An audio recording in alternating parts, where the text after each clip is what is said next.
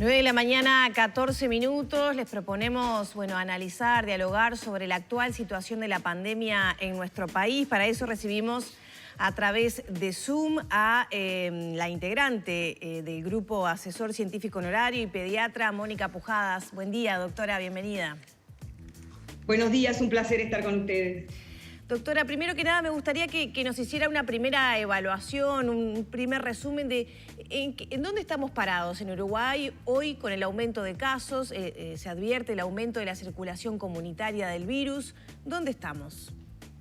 Bueno, como ustedes habrán escuchado todos estos días a las autoridades sanitarias y coincidiendo con ellos, sabemos que estamos frente a una situación en que hay un aumento progresivo en las últimas semanas y sostenido del número de casos, en general a expensas de brotes que se han podido identificar y que se ha podido hacer el seguimiento de los hilos epidemiológicos, por lo cual se sigue sosteniendo que la epidemia está bajo relativo control, pero que a su vez ese control es frágil y se puede perder en cualquier momento si siguen aumentando sostenidamente, ¿verdad? Pero esa fortaleza de poder haber hecho muchos test, como hasta ahora se siguen haciendo, y el rastreo adecuado, y el poder cortar las cadenas de transmisión es lo que hace que hasta el momento la situación con este aumento siga igual controlada, ¿verdad?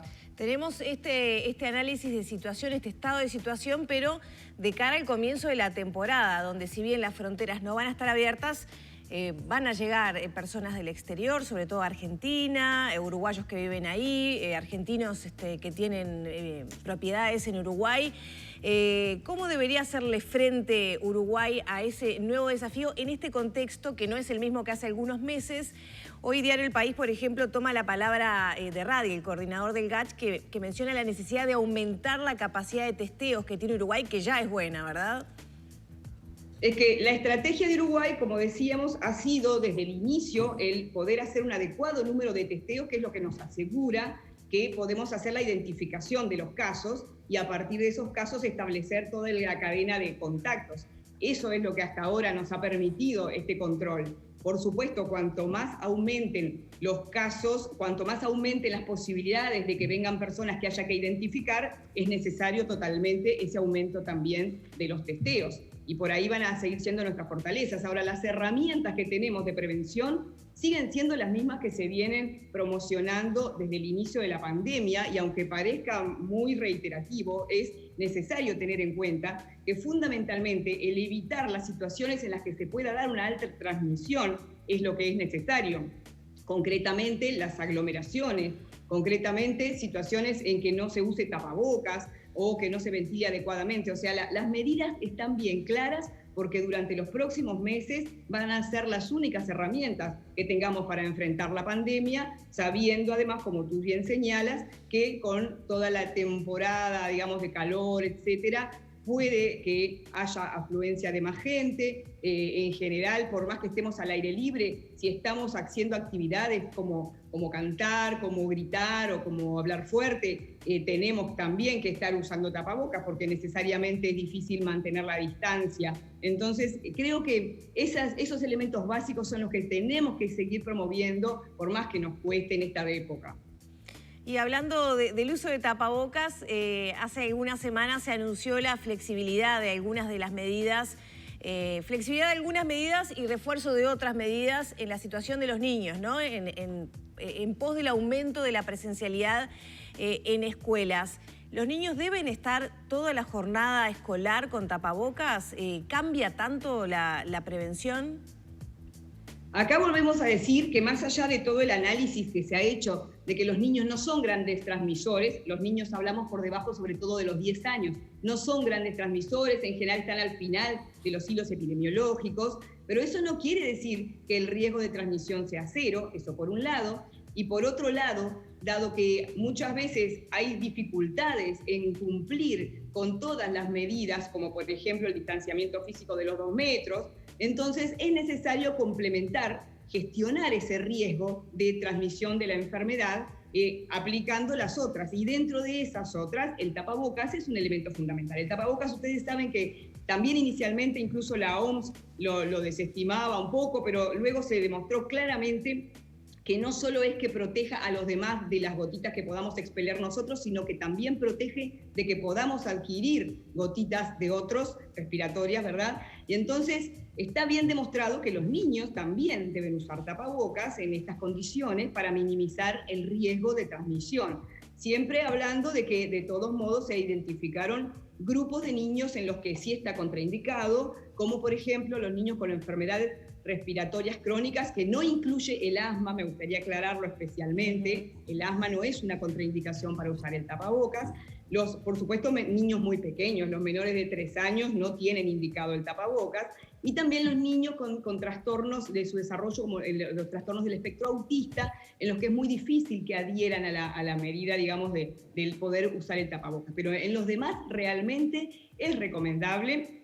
En las horas en que vayan a estar en la escuela, no hay ningún problema en que lo puedan usar. Y creo que va a depender mucho de cómo los adultos lo promovamos al uso, de cómo se los enseñemos a usar. A esta altura creo que ya vienen hace varios meses con contacto con su tapabocas. Entonces creo que va más de la mano de cómo nosotros lo promovamos que de otra cosa, ¿verdad?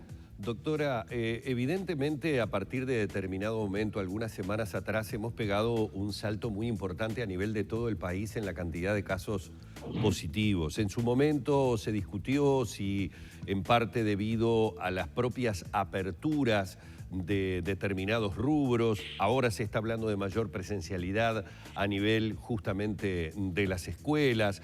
En otros casos también se habla de que situaciones como fue, por ejemplo, las elecciones por las municipales pudieron haber colaborado a ese salto exponencial. Tal vez también la baja de la guardia que todos de alguna manera vamos teniendo con la llegada del tiempo más lindo, la necesidad que obviamente socialmente uno tiene de reunirse.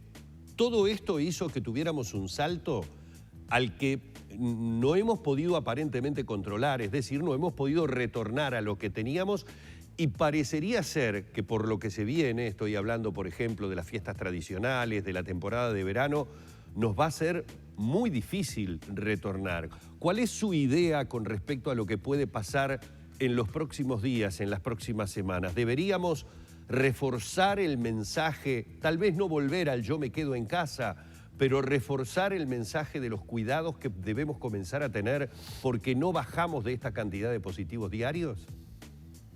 Creo que hay que tener en cuenta varios aspectos, como tú señalas ahí. Por un lado, era esperable, en algún momento íbamos a tener aumento del número de casos, estando funcionando el país básicamente en su totalidad. Eso es normal, digamos, era esperable. Por otro lado, la amenaza de la frontera con nuestros vecinos, con las condiciones epidemiológicas que ustedes conocen, también siempre estuvo presente y se ha intensificado por otro lado, y entonces desde allí tenemos, y como ustedes saben, muchos de los brotes han sido en la frontera, más allá de que en este momento la zona metropolitana de Montevideo y Canelones son los que más preocupan.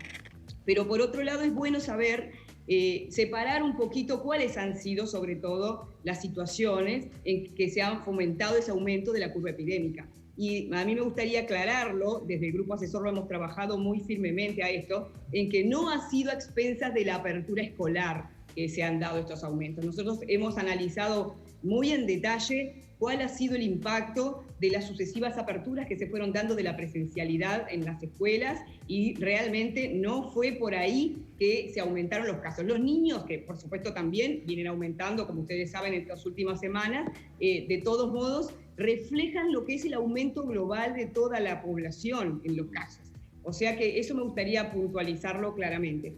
Y por tanto, creo que las medidas, volvemos al punto, que son necesarias que sigamos teniendo entre todos, es justamente seguir evitando las aglomeraciones, seguir evitando las fiestas que nos permitan aumentar demasiado los contactos, y sobre todo cuando son contactos que luego es difícil rastrear.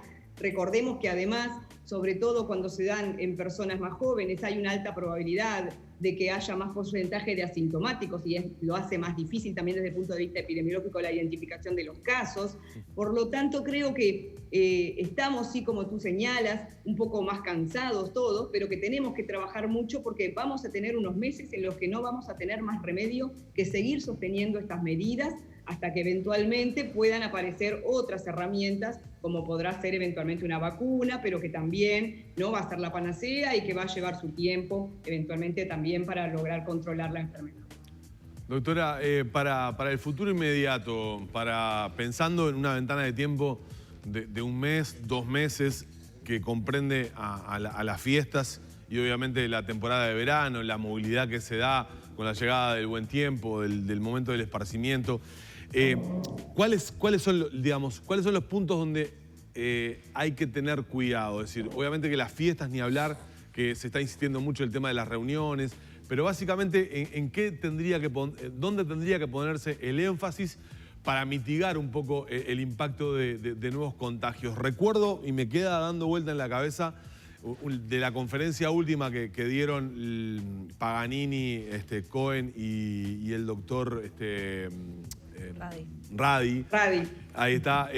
Lo que decía Fernando Paganini en el sentido de que la idea era tratar de mitigar la cantidad o bajar el impacto de la cantidad de contagios ahora que había algunos lugares donde ya estábamos, según el análisis de Harvard, en franjas, zonas amarillas, para llegar a diciembre en una situación más cómoda, porque ahí sí, eventualmente podían dispararse la cantidad de contagios.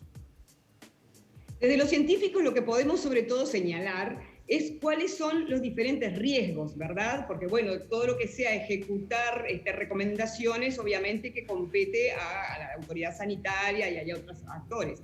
Pero está bien demostrado, y aunque sea sencillo, es lo que nos está costando más, que cuanto más personas convivan, estén juntas en una reunión, por ejemplo, incluso si es al aire libre, pero hay muchas personas y estas personas, como les decía, están en actividades como puede ser hablar, cantar, hablar fuerte, cantar, que eso se demostró que transmite gotitas y contagia, necesariamente va a haber riesgo de transmisión. Entonces, la clave va a ser la misma, va a ser evitar lugares de aglomeración, lugares en que haya demasiadas personas en contacto, personas con una actividad como por ejemplo bailar, etcétera, que bueno, a todos nos gusta, pero que realmente en este momento es lo que se está pidiendo que se limite. Va a ser obviamente muy difícil, las fiestas tienen su significado, pero lo que creo que tenemos que ser conscientes todos es de conocer los riesgos, ¿verdad? Saber que no tiene el mismo riesgo si nos juntamos en una burbuja familiar algunas pocas personas, que si son muchas o se intercambian, digamos, personas de distintos lugares. Y por otro lado, no hay un número mágico que permita establecer a partir de cuándo aumenta el riesgo o a partir de cuándo es seguridad. Entonces, acá se trata de eso, ¿verdad? No tiene misterio. Cuanto más juntos estemos y con más posibilidad de diseminar secreciones respiratorias, cuanto a poca ventilación, lugares muy cerrados, bueno, va a haber mucho mayor probabilidad de transmisión que si estamos en un lugar abierto, usando el tapabocas y con todas las otras medidas. Doctora, ya para cerrar, Montevideo, Canelones, la zona metropolitana es la que encierra el peligro mayor, ¿no? Por la densidad de población que habita esta zona del país. El presidente se va a reunir en las próximas horas con el SINAE justamente para ajustar algunos detalles. ¿Qué recomendaciones específicas hay para esta zona donde cuando ya están funcionando la mayoría de las actividades de la economía y bueno, uno se encuentra con más personas al hacer un mandado que en otro punto del país donde vive menos gente, ¿no? ¿Qué recomendaciones hay para desde el lugar de cada uno, bueno, ir pudiendo controlar o aportar a mitigar este avance que ha tenido el COVID en el país?